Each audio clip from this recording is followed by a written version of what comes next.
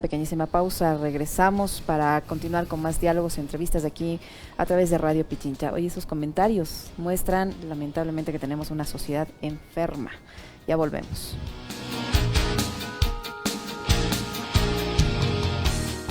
www.pichinchacomunicaciones.com.es. El medio digital más completo. Imágenes, sonidos, palabras y sobre todo vivencias cotidianas. Opinión, entrevistas, ediciones especiales y un sinnúmero de noticias de Pichincha, Ecuador y el mundo. En Pichincha Comunicaciones somos el otro relato. Alexis Moncayo y Licenia Espinel comparten un diálogo con el invitado. En Punto Noticias hablamos de...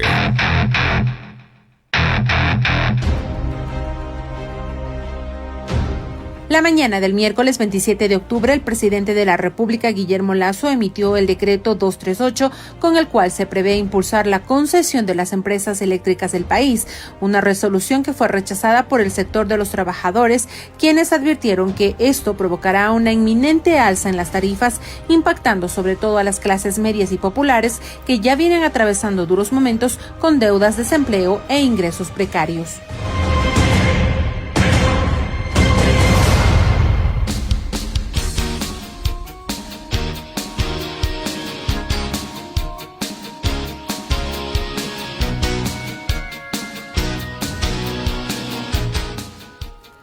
8 de la mañana con 37 minutos, 8:37 minutos, avanzamos con más entrevistas en Punto Noticias a través de Radio Pichincha. Está ya con nosotros el economista Alberto Acosta, ex ministro de Energía, ex presidente de la Asamblea Constituyente. ¿Cómo está, economista Acosta? Buenos días, gracias por acompañarnos. Les saludamos a Alexis Moncayo, quien le habla, Licenia Espinel. Durante estas últimas horas hemos vivido jornadas de protesta desde el sector indígena, del sector campesino y otras organizaciones sociales que piden rectificaciones al presidente de la República en varias de sus políticas, entre ellas el tema de los combustibles. Por el momento, al parecer, se van a tomar unos días de descanso para retomar la protesta después del feriado. ¿Cómo evalúa usted esa jornada de protesta por un lado y la respuesta que ha recibido la misma por parte de las autoridades de gobierno? Buenos días, bienvenido.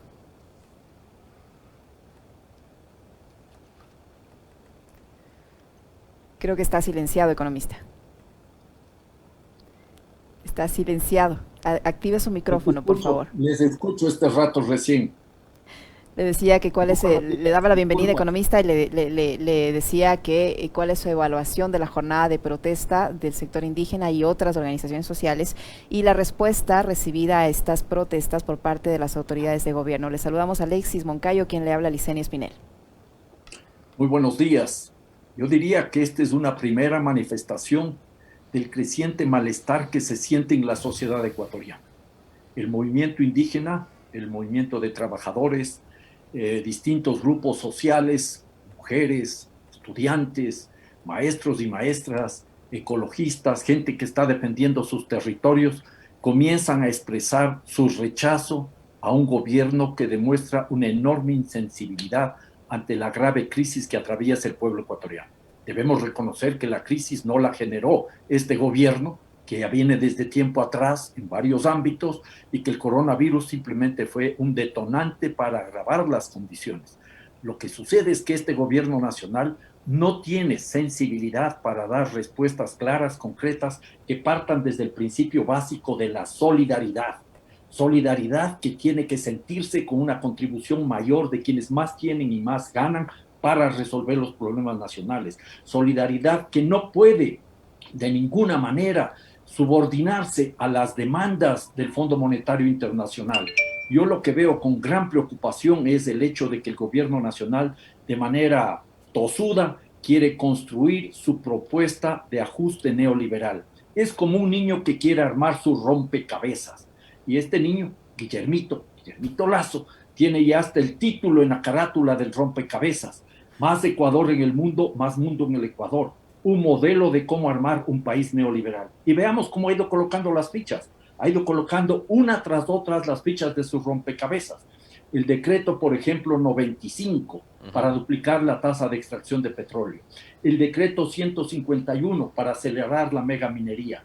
el decreto 165, que es complemento con esa decisión inconstitucional de retornar al CIADI para fortalecer la presencia de arbitrajes internacionales, el reciente decreto 238, que es el de plantea la privatización, concesión, delegación del sector eléctrico, y por supuesto, la ley esa que trató de imponer, esa macro ley, creando oportunidades, la ley creando oportunidades para el gran capital, que eso es lo que está planteando el gobierno del presidente Lasso. ¿Cómo está, economista? Como siempre, un gusto poder conversar con usted. A ver, yo coincido en eso de que el gobierno no es el único causante de la crisis que estamos viviendo, pero tampoco vemos que haya intenciones de llevar adelante un proyecto político, económico, social de país que permita contener esta crisis. Más bien lo que hemos visto y lo que estamos viendo permanentemente y todos los días es que, digamos, hay intenciones del gobierno como no solo de querer agravar la situación económica, radicalizando eso que usted decía hace un momento, un modelo neoliberal que va en beneficio de unos pocos, en perjuicio de muchos tantos, sino también con anuncios y con discursos que a ratos terminan convirtiéndose ya en relatos medio incendiarios, ¿no? ¿Usted cómo ve esta postura, por ejemplo, del presidente de no asistir a aclarar a la Asamblea todo lo relacionado con la investigación de los Pandora Papers, que es un escándalo que ha dado la vuelta al mundo? Acá hay periodistas, hay gente que dice ser periodista que pone en tela de duda el trabajo de investigación que ha hecho este consorcio internacional, las publicaciones que hace la DW de Alemania, un medio público que tiene una historia muy importante y una trayectoria también importante. El presidente decide irse de viaje 10 días en medio de unas protestas, dice regreso y me siento a conversar con ustedes, le invita a dialogar a Issa, a quien hace 2 semanas le dijo que era parte de un triunvirato conspirador. ¿Cómo ve usted todas estas jugadas que son parte también de ese rompecabezas político que usted hace un momento mencionaba? Alexis, yo creo en primer lugar que es necesario tratar de comprender cuál es el trasfondo de la propuesta del gobierno. En principio, no creería que ellos están pensando ahondar la crisis. Tienen su visión de cómo resolver la crisis. Son fundamentalistas de mercado. Entonces creen que los problemas se tienen que resolver favoreciendo las lógicas de mercado. ¿Y cuáles son esos elementos para alcanzar lo que para ellos es fundamental? El incremento de la competitividad. Cuando hablamos de más Ecuador en el mundo, el presidente Lasso nos sintoniza con lo que ha venido haciendo el Ecuador desde hace mucho tiempo atrás, de seguir siendo una economía primario exportadora. Y entonces, ¿qué es lo que plantea? Incrementar la tasa de extracción de petróleo para seguir vendiendo petróleo, cuando las señales en el mundo son de que hay que dejar el petróleo en el subsuelo, además de que no hay suficiente petróleo en el Ecuador para soñar con la duplicación de la tasa de extracción de petróleo. Ampliar la frontera minera, ampliar las actividades agroexportadoras, y todo esto en complemento con una mayor flexibilización laboral, le hace precarización laboral. Estos son elementos básicos de la propuesta del gobierno nacional. En otras palabras, se quiere salir de la crisis con más de lo mismo, que en realidad, insisto, es más de lo peor, porque es más destrucción ambiental, más precarización laboral, y eso va generando condiciones muy complicadas para la vida de la mayoría de compatriotas. Pero esa es la apuesta de ellos, y para lograr eso lo que quieren es atraer inversión extranjera. Y entonces abren los distintos sectores estratégicos, el petróleo, la minería, las telecomunicaciones, la electricidad y otras actividades que son importantes para el país, para los capitales extranjeros. Y eso aseguran con todo el esquema de arbitrajes internacionales. Yo creo que esto tiene que quedar absolutamente claro. Por supuesto, hay ciertas acciones del gobierno que generan mucho malestar e indignación. El presidente Lasso dijo una y otra vez, apenas apareció esta información sobre los papeles de Pandora, que él iría a explicar a la Asamblea Nacional hasta el último detalle. Y se esconde este señor y no va a la Asamblea Nacional. No es suficiente que nos diga que pagó 588 y más millones de dólares de impuestos de forma directa o indirecta. Lo que queremos es saber, uno, si ese monto es lo que debía pagar. No es cuestión de decir yo soy el que más pago. Tiene que aclarar si ese es el monto que debía pagar. En segundo lugar, ¿dónde está su patrimonio? Eso es fundamental. En Ecuador, a diferencia de otros países, desde la consulta popular de febrero del año 2017, se prohíbe que los funcionarios públicos tengan dinero fuera del país. Eso está prohibido, no es una cuestión de decir yo hago con mi plata lo que me da la gana. No, señores, no es así el tema. Aquí tiene que cumplir con la ley que estableció con absoluta claridad que un funcionario público no puede tener recursos en un paraíso fiscal. Adicionalmente... Y que además no sabemos cuántos recursos son, economista. Termino la idea, que nos explique de dónde sacó el dinero. No es que yo he trabajado toda la vida. Hasta los periodistas trabajan toda la vida y de forma dura. Los economistas también a veces, ¿ya? Y entonces no quiere decir que yo he trabajado 10 años o 20 años o 30 años y he hecho una enorme fortuna. A mí me gustaría que se aclare cómo puede hacer una fortuna tan grande una persona a través de los bancos. Y no nos olvidemos que sin bancos no hay paraísos. Sin bancos no hay paraísos fiscales. Los bancos están atados a esta lógica de acumulación opaca, sin transparencia, que se da en los paraísos fiscales. Yo le decía, economista, perdón, la interrupción, que es, además no sabemos cuál es el monto. Entusiasmo.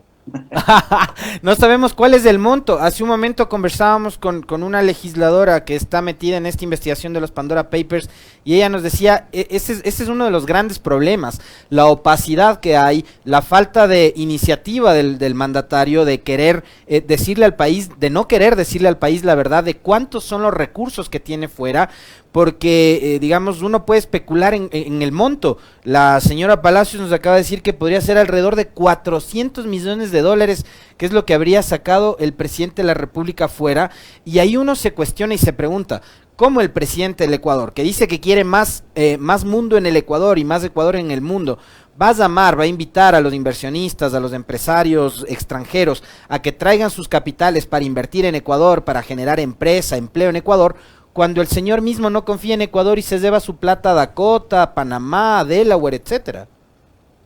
Esa es una de las tantas preguntas que nos hacemos, Alexis.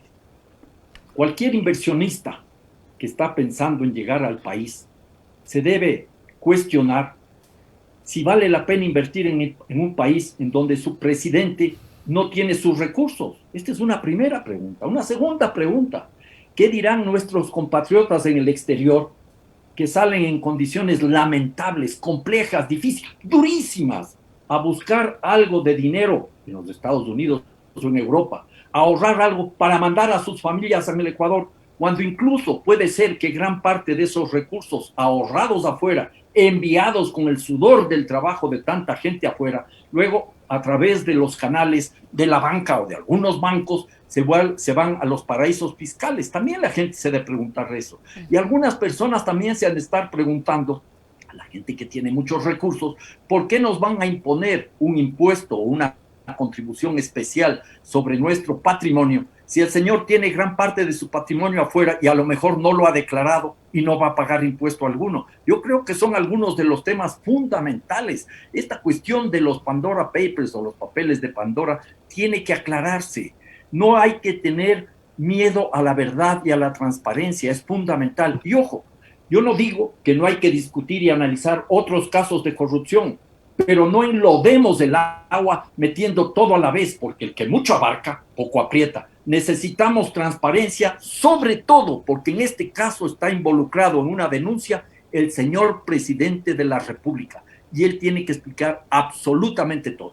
¿Usted cree, economista Acosta, que vamos a llegar a conocer la verdad en este caso, tomando en cuenta cómo se han comportado las principales autoridades que deberían estar abiertas en un compromiso con el Estado y con los ciudadanos, deberían estar abiertas a dar a conocer esta información o a tratar de investigar y recabar información para esclarecer este tema? Mire cómo no comparecen a la comisión que está analizando este caso en la Asamblea Nacional, y los pocos que comparecen dicen no puedo, hasta hay una decisión judicial que impide levantar el sigilo bancario, pese a que el propio presidente presidente ha dicho que él, como funcionario público, debería haber levantado su sigilo bancario, pese a que ha dicho la Contraloría me está investigando, pero el Contralor no acude. La Fiscalía me está investigando y la fiscal dice que no tiene que no hay una demanda en contra del presidente de la República, aunque ahora ya hay una. La señora del Servicio de Rentas Internas, que también se hace la que se olvida, y así, en fin, una serie de autoridades que no le han dado importancia al caso y que se han convertido en una suerte de encubridoras de la verdad. Sin lugar a dudas, hay muchos intereses para que esto no sea transparente. No me sorprendería que incluso haya intentos de llegar a acuerdos con otros grupos políticos para tratar de tapar otras denuncias de corrupción. Eso es muy probable, pero tarde o temprano aflorará la verdad y sabremos cómo se enriqueció este señor Lasso, a dónde fueron esos recursos y si realmente pagó todos los impuestos y si cumplió con la ley que se deriva de la consulta popular de febrero del año 2017. Un funcionario público no puede tener ningún tipo de propiedad en un paraíso fiscal. Y los paraísos fiscales que mencionó Alexis, como Dakota del Sur, Delaware, Panamá y otros, son conocidos en el mundo por la opacidad. La pregunta que nos hacemos los ecuatorianos es, ¿por qué tienen el dinero afuera en ese tipo de lugares y no confían en su país? Y esa pregunta es sobre todo crucial para un presidente de la República, que dice que está empeñado en que el Ecuador se desarrolle y resuelva sus problemas. En otro tema, economista, usted fue ministro de Energía. En las últimas horas, el presidente de la República ha emitido un decreto, el decreto 238, que de acuerdo a varios sectores y representantes, incluso los trabajadores del sector eléctrico, establece el marco legal para la privatización del sector eléctrico. Hay varios puntos en este decreto, como por ejemplo las tarifas y condiciones preferentes para el sector privado, el incremento de tarifas eléctricas para los consumidores finales de todo el país a partir del 2022, se incentivará la participación de la empresa del sector, en las empresas eléctricas del sector privado. Muchos dicen que esto abre la puerta a la privatización del sector eléctrico. ¿Es constitucional este decreto, tomando en cuenta que la Constitución en su artículo 315 estipula que la gestión del sector estratégico está a cargo únicamente del Estado? Bueno, aquí habría que anotar, en primer lugar, cuál es el marco constitucional que rige el funcionamiento de los sectores estratégicos, el tema de los servicios públicos y de las empresas del sector público. Eso está claramente establecido en el capítulo 5 del régimen de desarrollo, y ahí tenemos los artículos 313 a 318 que abren la puerta a esta discusión. Y ahí podríamos analizar, yo puntualizaría en primer lugar el artículo 316, que permite delegar los servicios públicos a actividades de empresas mixtas, punto 1, mixtas en las cuales el Estado siempre tiene que tener la mayoría del accionariado. Esa posibilidad existe. También existe la posibilidad de delegar al sector privado, pero excepcionalmente, esa palabrita no es menor, excepcionalmente. ¿Qué es lo que está planteando el gobierno? Que esa excepcionalidad sea la norma. Y eso ya es preocupante y eso ya tiene que ser cuestionado. Y aquí no nos vengan con eufemismos que ocultan las privatizaciones. Con claridad se habla, por ejemplo, de concesiones, de delegación, igualmente se habla de la posibilidad de capitalizar las empresas del sector eléctrico, o sea, que entren inversionistas para empresa mixta, será mixta con mayoría del Estado o mixta con mayoría del sector privado. Y entonces ahí hay todo un entramado en este decreto 238 que tiende a que una y otra vez se habla de potenciar las inversiones privadas. El señor presidente de la República nos cree que somos bobos y dice que no es autogeneración, privatización. La autogeneración es una cuestión pequeñita, hay que leer todo el proyecto, mejor dicho, este decreto, por ejemplo, en el artículo 4 de ese decreto, en los numerales C y D, se abre la puerta para generar un esquema competitivo. ¿Para qué? Para que las empresas privadas tengan interés de invertir y hacer su negocio.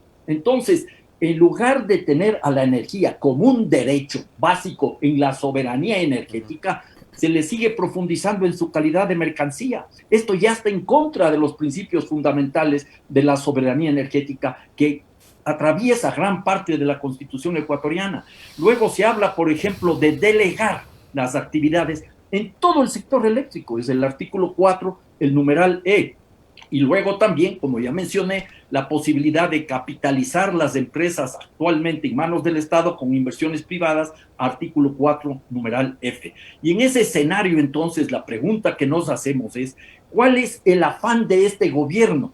Porque no nos vengan con algunos cuentos, que con la inversión extranjera y con las empresas extranjeras, por fin vamos a ser eficientes. No, Yesenia, no.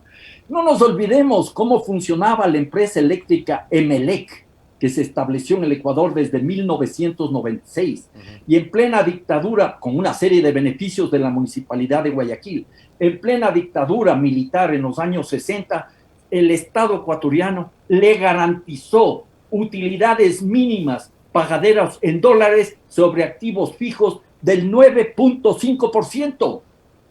En dólares. Una economía sucretizada. Fue seguramente el primer contrato en dólares que se hizo en la economía ecuatoriana. El Estado le garantizaba una utilidad enorme, enorme rentabilidad, y esa empresa no necesariamente era eficiente. No nos olvidemos cómo se arregló eso. Hubo un arbitraje en el cual el Estado pagó en dólares lo que le debía a la empresa eléctrica le pagó en sucres lo que debía al Estado. Ese fue un capítulo. Luego también podemos ver, Yesenia, que ha habido y hay empresas públicas ecuatorianas en el sector eléctrico tremendamente eficientes. Uno de los mejores ejemplos ha sido la Centro Sur de la ciudad de Cuenca, una empresa realmente eficiente. La misma empresa eléctrica Quito es una empresa eficiente. Yo tengo mis reparos cuando en el gobierno de Rafael Correa se estableció una sola empresa y se impidió una mayor participación de los gobiernos autónomos descentralizados. Pero más allá de eso, el sector eléctrico ha funcionado bastante bien a pesar de todas las amenazas. Recuerden ustedes que hace más o menos 20 años se planteó ya la privatización del sector eléctrico. Y se dividió a las empresas eléctricas. Unas eran las de distribución y otras eran las de generación. A las de distribución, recuerden un poquito de memoria, porque nos estamos volviendo a lo mismo una y otra vez. Volvemos a discutir los mismos temas anteriores con las mismas recetas. A las empresas de distribución les obligaban a comprar electricidad a un costo mayor del precio que vendían a la sociedad. ¿Para qué? Para descapitalizarlas, provocar su privatización. Y las empresas de generación que hacían utilidad les impedían reinvertir para ser más eficientes.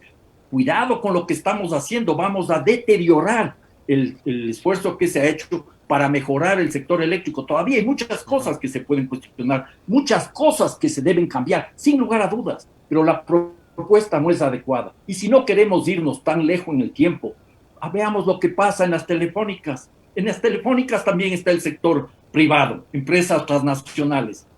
Y se formó un oligopolio. Son dos empresas muy grandes, las telefónicas, que trabajan sobre todo en telefonía celular, que tienen utilidades anuales, beneficio anual sobre patrimonio neto de más del 90%.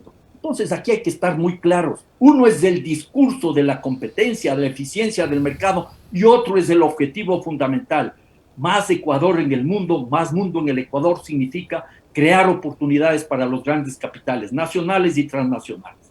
Se nos va terminando el tiempo de la entrevista. Yo no quería cerrar esto sin antes de hacerle morir de las iras. Le invitaron. ¿Qué va a hacer? ¿Ah? ¿Qué es lo que me vas a proponer ahora? ¿Le invitaron o no le invitaron a los consensos de CUSIN? Y si no fue así, ¿qué le pareció pues del documento y las propuestas que salieron de esta cita a la que han invitado a la demócrata María Paula Romo? Me parece una muy linda pregunta. El consenso de CUSIN surgió en la época de Yamil Maguad. Y hubo 3 reuniones del consenso de CUSIN. Entiendo que 2 reuniones fueron en Hacienda CUSIN, al lado de la población esta González Suárez, cerca del lago San Pablo. La tercera fue acá en Puembo, San José de Puembo, y allá sí estuve invitado. Pero lo interesante es que no hubo consenso y se acabaron los consensos, porque un grupo de personas elaboramos lo que decían era una barbaridad, pero no nos íbamos a quedar callados. El consenso de minoría, había un consenso de mayoría que apoyaba la política económica de Yamil Maguad, entre otras cosas planteaban el incremento del IVA. Esto fue en enero del año 1999. Y otros estábamos en contra e hicimos una propuesta diferente. Se les hizo agua el consenso, ¿ya? Y recordemos que en esa época Yamil Maguad recorría el país con aquella figura que resultó premonitoria de que la economía ecuatoriana era un Titanic. Se hundió la economía ecuatoriana y él llegó allá a plantear esto, y estuvo también en esa reunión González Sánchez de Lozada, el GONI, que había sido presidente de Bolivia, y nos querían aleccionar de estas medidas y de estas propuestas neoliberales. Como que están resucitando este consenso de Cusín en otra época para seguir discutiendo los mismos problemas y seguir planteando las mismas soluciones. Yo creo que ya la sociedad está suficientemente madura para aceptar ese tipo de tutelajes desde los sectores oligárquicos y gamonales. Yo veo con pesar que algunas personas con las cuales mantengo muy buena relación estén formando parte de ese consenso. Pero más allá de eso, lo que necesitamos es ir construyendo bases amplias de sectores populares y democráticos para enfrentar esta arremetida neoliberal. Ojalá no nos estemos hundiendo nuevamente como en ese entonces el barco Titanic. Bueno, que usted hace Yesenia, había Ojalá. soluciones para el Titanic, había soluciones. Hay gente que ha estudiado qué es lo que pudo hacer el Titanic. Primero, lo que primero se debió haber sido es de enfrentar el iceberg. Nosotros tenemos que enfrentar el iceberg del neoliberalismo. Pudieron haber habido víctimas en el Titanic, pero se habría salvado el barco y la mayoría de los tripulantes y de la gente que iba en el barco, de los pasajeros. Igualmente podía haber ido otra solución, salvar primero a la gente cerca del Titanic, cerca del iceberg, o utilizar adecuadamente los botes salvavidas. Lo que sucedió entonces, y me temo pueda suceder ahora, es que primero se salvarán los de la primera clase y no el resto de la tripulación ni el resto de pasajeros. Ese es el gran reto que tenemos entre manos. No solo hay que decir no, hay que protestar, sino que hay que proponer alternativas. Muchísimas gracias, siempre un gusto conversar con usted, economista Acosta. Para mí Gracias es del por su gusto. tiempo. Muy Fuerte amable. abrazo, economista, gracias. El economista